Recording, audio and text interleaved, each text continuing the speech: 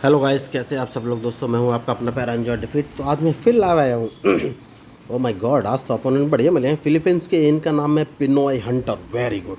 इनके अंक हैं 2059। कोई बात नहीं, इन्होंने आते ही अपना मूव चल दिया है और E2 से अपना पॉन उठा के E4 पोजीशन रखा है। तो लाइव मैच है दोस्तों ऑनलाइन।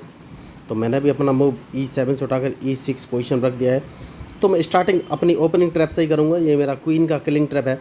तो अगर ये अपनी क्वीन उठाकर F3 पोजीशन रखते हैं तो मैं उसको मार सकता हूं। तो उसके लिए ट्रैप ये है कि सबसे पहले मैंने A7 वाले पॉन को उठाकर A6 पोजीशन रखा है और उसके बाद B7 वाले पॉन को उठाकर B5 पोजीशन पर रख दूंगा।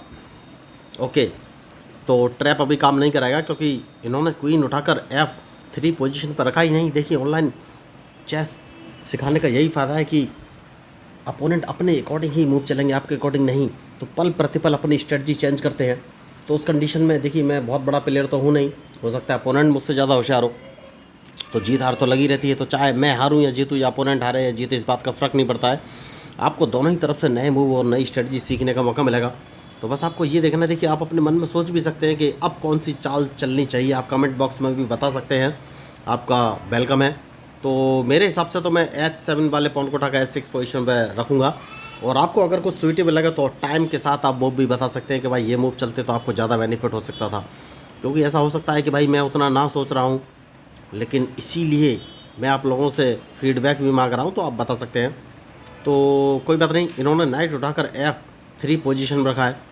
तो जब भी अपोनेंट मूव चले तो उसके मूव का एनालिसिस जरूर कर लीजिए। तो ये नाइट को H5 पोजीशन पर ले जा सकते हैं, लेकिन उससे पहले मैं अपना बिशप उठाकर B7 पोजीशन पर रख लूँगा। उसके पीछे का रीज़न क्या है ये तो आपने पूछा ही नहीं।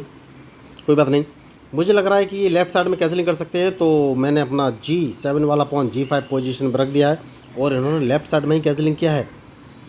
तो अब अपना नाइट उठाकर मैं F6 पोजीशन पर रखूँगा। सबसे सही मूव मुझे यही लग रहा है।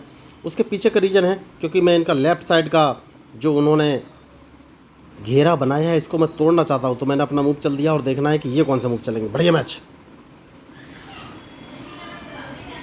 बहुत बढ़िया। तो सबसे पहले मैं एक काम कर सकता हूँ और वो काम ये है कि मैं इनको एक चेक दे सकता हूँ। चेक नहीं, सॉरी, मैंने इनका नाइट मार दिया। उसके बाद मैं इनको एक चेक दूंगा और देखना है ये कौन से मूव चलेंगे। तो मैच इंटरेस्टिंग है, बहुत बढ़िया। इन्होंने बहुत बड़ी गलती की है क्या या नहीं की है, ये बाद में सोचेंगे। तो अपना क्वीन इस पोजीशन पर ले जाना है और देखना है कि अब ये मूव कौन सा चलेंगे। बढ़िया।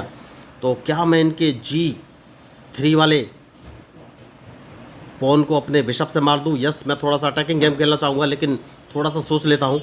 मैं अपने D6 वाले बिशप से इनका G3 वाला पॉन मार दूंगा। तो ये अपने F2 वाले पॉन से मेरा बिशप मारेंगे, तो मैं इनको एक चेक दे दूंगा। तो ये ओके, तो गेम क्या मेरे हाथ में है, देखते हैं। पहले इनका ये पॉन मार दूंगा क्योंकि मैं इनको एक चेक देना चाहता हूँ। उसके बाद मैं इनको एक चेक दे दूंगा। तो मैच बढ़िया है। उसके बाद मैं इनको एक चेक दूंगा, लेकिन कहाँ से ये मुझे सोचना है। तो कोई बात नहीं, एक काम कर सकते हैं, चेक नहीं देना है। देखिए, आपको हमेशा मूव सोच समझ के ही चलना है। अगर मैं अपने क्वीन को S3 पोजीशन से चेक दे दूंगा तो ये बच जाएंगे, क्योंकि ये अपना किंग G1 पोजीशन पर रख देंगे। उसके बाद अगर मैं रूक से चेक भी देता हूँ तो भी ये बच जाएंगे, क्योंकि ये अपना बिशप पीछे लगा देंगे या फिर अपने किंग को F2 पोजीशन पर ले जाएंगे। लेकिन अगर मैं अपना रूक G8 पोजीशन पर रख लेता हूं तो ये कौन सा मूव चलेंगे। तो अब मैंने इनको फंसा दिया है और देखना ये है कि अब ये मूव कौन सा चलेंगे। मैच बढ़िया है। तो या तो ये अपना क्वीन मरवाएंगे वरना चेकमेट करवाएंगे। इसीलिए मैंने बोला था कि सोच समझ कर चलना है, क्योंकि इनके पास कोई ऑप्शन है नहीं। इन्होंने रूक मेरे सामने रख दिया है, जबकि सही मूव ये होता कि ये अपना बिशप उठाकर G4 पोजीशन रख लेते। तो इनके बिशप को मैं G8 वाले रूक से मार देता, तो फिर ये अपना क्वीन से मेरा रूक मारते। सबसे सही मूव यही था इनके लिए, लेकिन इन्होंने गलती की और डायरेक्ट चेकमेट। मुझे उम्मीद नहीं थी कि इतनी जल्दी मैं हराऊंगा, लेकिन रिजल्ट आपके सामने है।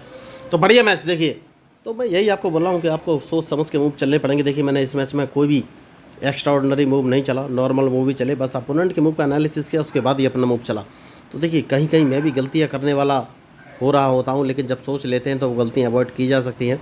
तो चेस खेलना बहुत ही आसान है दोस्तों। मैं बस इतना ही बोलना चाहूँगा कि मैं लोगों को ऑनलाइन चेस खेलना सिखाता हूँ, वो भी बिल्कुल फ्री। ना ही आपको ऑनलाइन क्लास लेने की ज़रूरत है और ना ही पैसे खर्च करने की ज़रूरत है। बस आपको बेसिक रूल्स ऑफ चेस 1 2 3 4 नाम के 4 वीडियो देखने हैं, जहाँ पर मैंने चेस के सारे बेसिक रूल्स जैसे कि en passant, and castling, pawn promotion, stalemate, draw या ड्रॉ की कंडीशन चेक या चेक की कंडीशन चेकमेट, या फिर स्क्वायर का नोमेनक्लेचर, सब कुछ एक्सप्लेन किया हुआ है और 20 से 30 मिनट के वो वीडियो हैं। आप एक बार उन चारों वीडियो को देख लेंगे तो आपको चेस के सारे रूल्स मूव क्लियर हो जाएंगे। उसके बाद मैं आपको एक online learning chess app share कर दूंगा। उस ऐप की सहायता से आप वर्ल्ड वाइड दुनिया में किसी व्यक्ति के साथ लाइव मैच खेल सकते हैं और स्पेसिफिक फीचर ये भी है कि आप उसमें उसके साथ चैट भी कर सकते हैं। तो बढ़िया ऐप है, वो ऐप भी बिल्कुल फ्री है, आपकी जानकारी के लिए बता देना चाहूँगा। तो देखिए, मैंने बस एक ही उद्देश्य बना के रखा है कि ज़्यादा से ज़्यादा लोगों को चेस खेलने के लिए प्रेरित करना। तो मैं बस यही कहना चाहूँगा कि अगर आप चेस खेलना सीखना चाहते हैं तो सिंपली मेरे चैनल को सब्सक्राइब करके मेरे साथ जुड़ सकते हैं, और आप मेरे साथ मैच खेलना चाहते हैं तो आप मेरे साथ भी मैच खेल सकते हैं। तो अगर आपको इस मैच में मेरे मूव या स्ट्रेटजी अच्छी लगी हो और लगाओ कि भाई हाँ चैनल बढ़िया है और ज्वाइन करने लगा, तो प्लीज़ मेरे चैनल को ज्वाइन जरूर कीजिएगा। और एक बात और बताना चाहूँगा कि भाई चेस खेलने से ब्रेन डेवलपमेंट होता है। आप सोचेंगे कैसे? तो जब चेस खेलते हैं दोस्तों तो बहुत बार ऐसी सिचुएशन आती है जब प्रेशर आ जाता है, अंडर प्रेशर सिचुएशन होती है, आपको अपना दिमाग का इस्तेमाल करना पड़ता है। तो उससे होती है ब्रेन की एक्सरसाइज, क्योंकि आपने देखा होगा जब आप बॉडी की एक्सरसाइज करते हैं तो बॉडी डेवलपमेंट होता है।